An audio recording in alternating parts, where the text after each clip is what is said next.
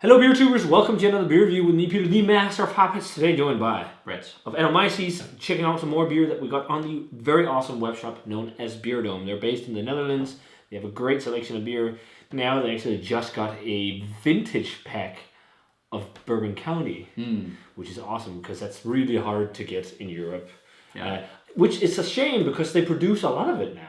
They should ship more in variants to Europe. Yeah, you can get it in every liquor store in the States. US Like, almost. why not ship over more to Europe instead of just doing a small release? And is it the Serbia, which is owned by AB InBev, so that's probably why. Yeah, and in a climate perspective, it makes sense. Yeah. But yeah, it's beer, so it's okay. it's okay suddenly. No. Really, I was saying that about to drink a beer from Ohio.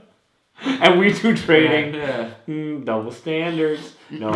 So, Beerdome had a nice release of Hoof-Hearted beers, and this is one of them. This is their barrel-aged Fitness Freak. Yeah, from Hoof-Hearted in Ohio. Hoof-Hearted, Brett did. So, this is an Imperial Stout with coffee, vanilla, maple syrup, aged in bourbon barrels. It's 14%. They do some heavy stouts. Yeah, and we had Gross Brooks, which was awesome. Yeah. What did we give it? 97 or something like that? 95, 96. 96. Yeah. But that was barrel aged Gulf Brooks. Yeah, barrel aged. By the way. But what struck me with this one when we poured it out, it seemed rather fishy. Actually, holding it up to the light, it's not completely pitch black. It's like really dark brown. It looks a bit fizzy and a bit slightly thin. Almost the same.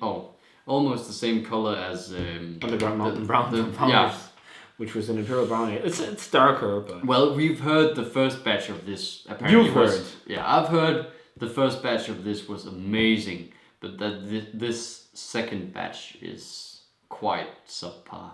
Okay, we'll find out. We'll find out what we think, but it could look like it's a bit thin. Yeah. So.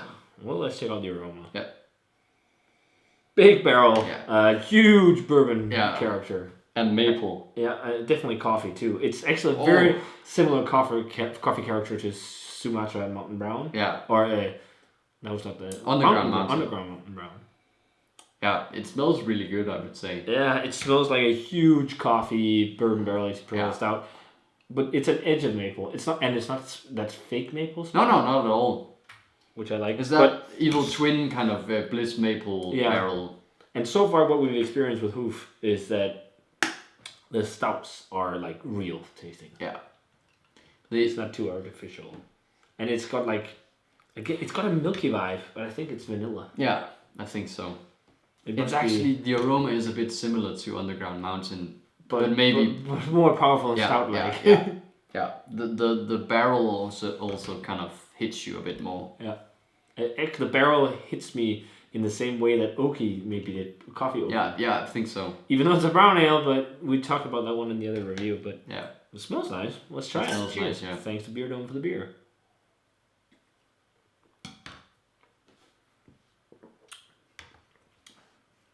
Ooh, it's quite hot. Yeah, and it's definitely not thick. No, it is a bit thin. And it's a bit slightly watery.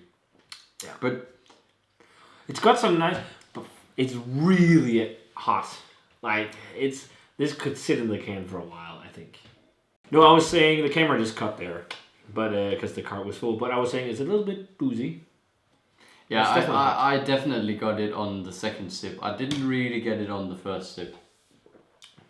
But it's got some nice barrel flavor and nice coffee flavor. Really nice coffee flavor, actually. Yeah. I really like generally I think the flavor is really good, but I think it's really lacking on body. Yeah, I think if it had more body, like more stout, it would also stand a bit more against the barrel. Yeah, for sure. Because I think the booziness kind of gets amplified by a thinner base. Yeah. If you don't have enough stout. And then just stand up. Enough sweetness. Yeah. Most of the base is unfermentable sugar. Then if you don't have enough of that, I mean, it is sweet. It leaves a sticky gloss on your lips. Yeah. But again, like the thickness of the base, if it's not like crazy thick going into the barrel, and the booze can thin it out. Yeah. But I think maybe the finish, like the barrel finish, is a bit. Yeah, it's a bit alcoholic. Yeah, it's bordering on being boozy. Yeah, it's too thin.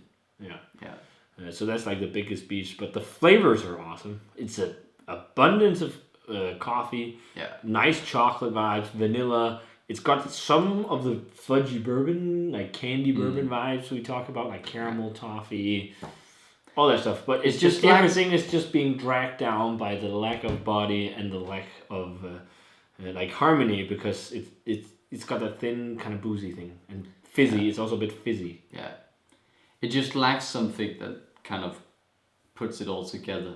It's like it's a bit all over the place, if that makes sense. I will put this though. I still think it's a good beer that with work will be great. But again, the first batch was amazing, so I just think they've been a bit unlucky with this one. But I will ping it in the same grade as Black Forest Moon on 90. I think it's pretty good, but I think it's just, you can taste that there is a good beer in this, but it's just suffering from a few things. Yeah, if you can say that. Yeah, I think if this was really thick, like if the base had, really, it would really support the coffee. Yeah, I think this could be really good. If a few things were done differently. Yeah. But I would say I'd rather drink this than Black Forest Moon, even though that one was a bit more drinkable. Yeah. I just prefer the flavor of this. Yeah, this is much more natural. Yeah. And it's not as palate fatiguing. No, even though it's 14%. It is heavy though. It is heavy. Yeah. But I'll probably go 89. I think I'll land on Untappd, like either a 3.75 or 4. Yeah, it's like a borderline. So 89. It's not bad, but it's good. Yeah, it's a good beer, sure. But there's just things that could be changed. Yeah. So, but Girth Books, that was great. So if you guys had a chance to try batch 2 of Fitness Freak or batch 1, let us know how the difference is. If you had the new one, let us know what you thought of it. Still worth a shot if you're into coffee beers, I'd say. I think if you sat on this for a while, the booze died down. Yeah, it could be interesting to try. But I will say go for something else. Yeah, go for Girth Brooks. Yeah, and some of the IPAs, the double IPAs. We also had. Yeah, what was it called? Conky Dong. Yeah. And the one with the dog. The fruit. Yeah, quit your fussing on me. Yeah, that was But kind of like an okay experience, still a good experience, but it's just lacking on body and everything. Yeah. So if you guys had a chance to try the Hoof Hearted Fitness Freak, let us know what you thought of it. As always, remember to comment, subscribe, check out the Facebook fan page and Twitter and Instagram. Give this video a thumbs up if you enjoyed it, and we're going to say cheers. Cheers. And see you guys in another beer review.